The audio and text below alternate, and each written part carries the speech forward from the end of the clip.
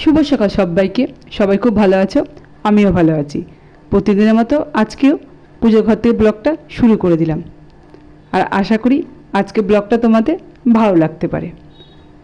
আজকে কিন্তু আমার কাছে ফুলগুলো তোমাদেরকে দেখাতে পারলাম না, কারণ আজকে আমার কাছে ফুলগুলো আমি তুলিনি, আমার মোনালিমায় গাছ থেকে ফুল তুলে নিয়ে এসছে।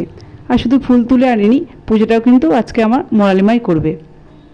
আজকে তো বৃহস্পতিবার, আর বৃহস্পতিবার কিন্তু পুজো করতে অনেক সময় লেগে যায়, সব কিছু গুছিয়ে পুজো করতে। আর আমার মোনালিমা কিন্তু খুব সুন্দর করে সব কিছু গুছিয়ে পুজো করে। এর আগের ভিডিওতে আমার মোনালিমায়ের পুজো করা তোমাদেরকে দেখিয়েছিলাম, আর আমার মোনালিমা সব কিছু গুছিয়ে নিয়েছে আর খুব সুন্দর করে পুজোটা করে নিচ্ছে। যেদিন আমার মোনালিমা বাড়িতে থাকে, স্কুল যায় না, সেদিন পুজোটা কিন্তু আমার মোনালিমাই করে। আজকে আবার সোনামাকে নিয়ে একটু বাইরে যাব।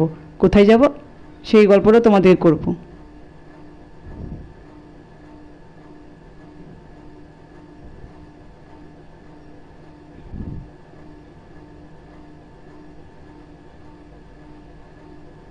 আর লক্ষ্মীর ঘরটাও কিন্তু আমার মোনালিমা খুব সুন্দর করে গুছিয়ে নিয়েছে।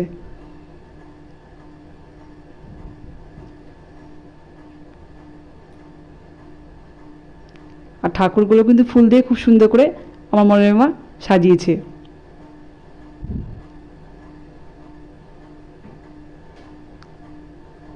মোনালিমায়ের পুজো তো করা হয়ে গেল, এবার শাকটা বাজিয়ে দিচ্ছে।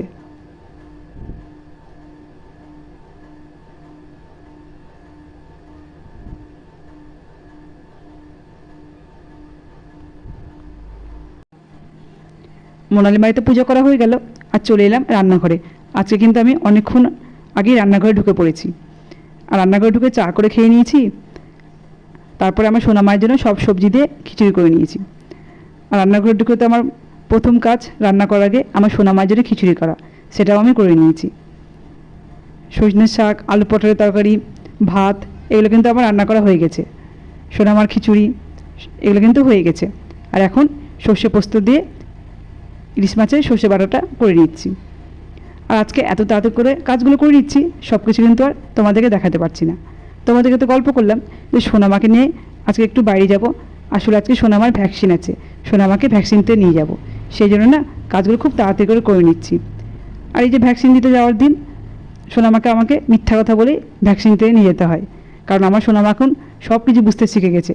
সোনামাকে যদি বলি ভ্যাকসিনতে নিয়ে যাব তোমাকে, তাহলে কিন্তু সোনামা যাবেই না, সেই জন্য না আমাকে মিথ্যা কথা বলে নিয়ে যেতে হয়। আর এই যে ইলিশ মাছের সর্ষে বাটার মধ্যে কাঁচা লঙ্কা চিড়ে দিলাম, এই কাঁচা লঙ্কাটা দিয়ে ভাত খেতে আমার খুব ভালো লাগে, সেই জন্য একটু কাঁচা লঙ্কাটা চিড়ে দিলাম। আর ইলিশ মাছের সর্ষে বাটা করলেই আমার রান্না হয়ে যাবে। তারপর সোনামাকে খাইয়ে রেডি করে দিব, আর আমরাও খেয়ে রেডি হয়ে যাব। তারপর সোনামাকে ভ্যাকসিনতে নিয়ে চলে যাব। আর সর্ষে বাটা তো হয়ে গেল, আর নামার আগে না আমি একটু সর্ষের তেল ঘুরিয়ে দিলাম।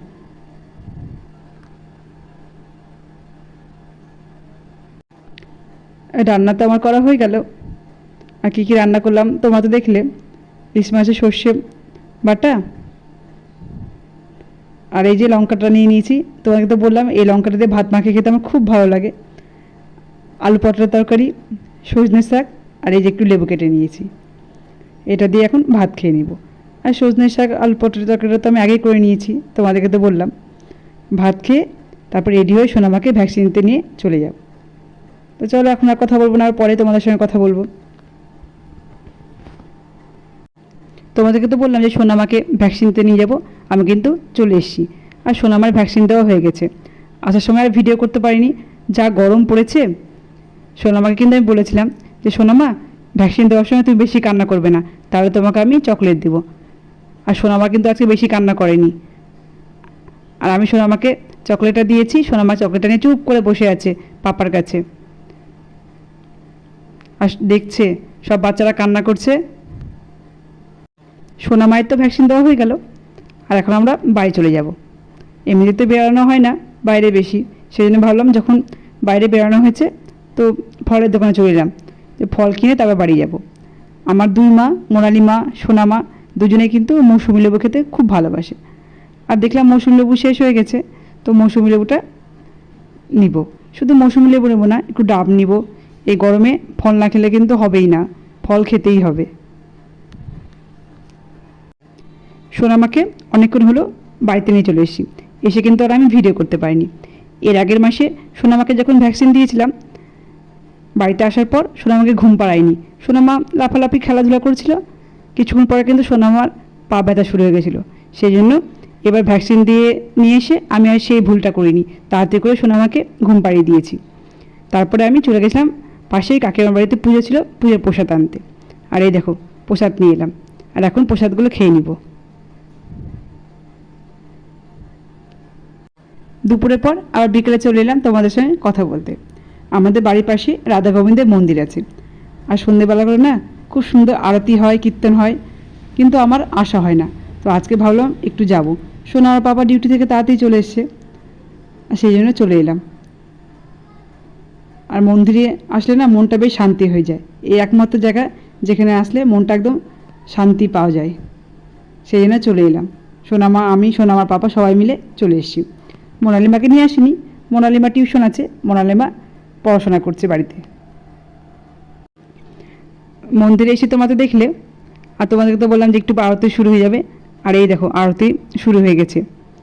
আর কি সুন্দর লাগছে আরতি দেখতে, জানো তো। আরতি শেষ হয়ে গেলে তারপর কীর্তন আরম্ভ হয়ে যাবে।